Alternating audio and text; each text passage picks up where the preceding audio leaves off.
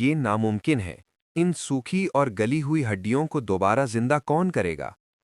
مکہ کے کافروں نے بڑے گھمنڈ کے ساتھ اللہ کے نبی صلی اللہ علیہ وسلم کو چنوتی دی۔ ان کا ماننا تھا کہ موت کے بعد سب ختم ہو جاتا ہے۔ انہوں نے گستاخی کرتے ہوئے کہا، تم جھوٹے ہو، کوئی ان ہڈیوں میں جان نہیں پھونک سکتا۔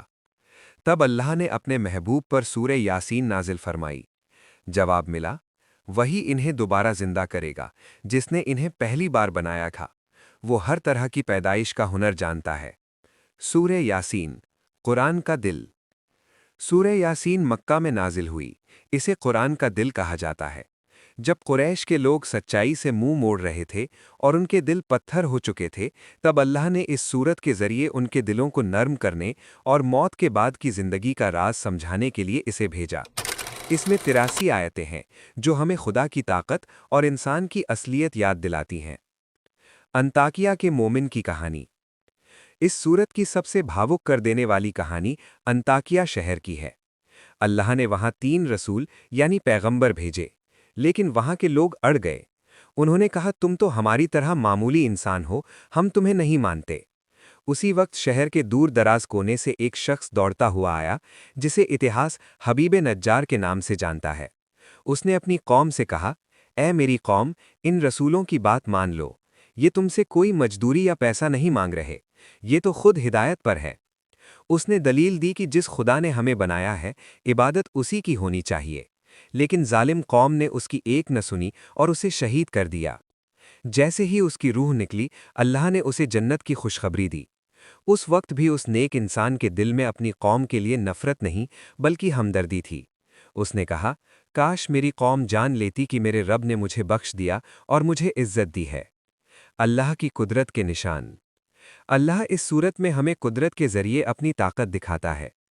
مردہ زمین، جس طرح بارش سے سوکھی زمین زندہ ہو کر اناج دیتی ہے، ویسے ہی اللہ ہمیں قبروں سے اٹھائے گا۔ سورج اور چاند۔ سورج اپنے تہ راستے پر چل رہا ہے اور چاند کی اپنی منزلیں ہیں۔ نہ سورج چاند کو پکڑ سکتا ہے، نہ رات دن سے آگے نکل سکتی ہے۔ سب ایک خاص نظام میں بندھے ہیں۔ جوڑے۔ اللہ نے ہر چیز کو جوڑوں میں بنایا، انسان، جانور، پیڑ پودے اور وہ چیزیں بھی جنہیں آج کی سائنس پازیٹیو نیگیٹو کہتی ہے۔ قیامت کا منظر۔ وہ لوگ جو آج مذاق اڑاتے ہیں کہ قیامت کب آئے گی، اللہ فرماتا ہے کہ بس ایک زوردار چیخ ہوگی اور سب ختم ہو جائے گا۔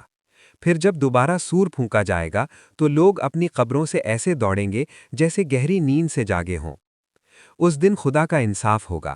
جنت والے اپنے ساتھیوں کے ساتھ مزے میں ہوں گے اور ان کے رب کی طرف سے انہیں سلام کہا جائے گا، سلام قولا من رب الرحیم۔ لیکن گنہگاروں کے منہ سی دیے جائیں گے، ان کے ہاتھ اور پیر گواہی دیں گے کہ انہوں نے دنیا میں کیا کیا کیا تھا۔ آخری پیغام۔ انسان اپنی شروعات کو بھول جاتا ہے کہ وہ ایک معمولی بوند سے پیدا ہوا ہے۔ اللہ کہتا ہے، جب میں کسی چیز کا ارادہ کرتا ہوں تو بس کہتا ہوں کن، یعنی ہو جا، اور وہ ہو جاتی ہے۔ سب کچھ اسی کے ہاتھ میں ہے اور ہم سب کو اسی کی طرف لوٹ کر جانا ہے۔ اگر آپ کو سورہ یاسین کی یہ کہانی اور ترجمہ پسند آیا تو ویڈیو کو لائک کریں۔ ایسی اور قرآنی کہانیوں کے لیے ہمارے چینل کو سبسکرائب کریں۔ اپنے وچار کامنٹس میں ضرور بتائیں۔ ملتے ہیں اگلی ویڈیو میں۔ اللہ حافظ۔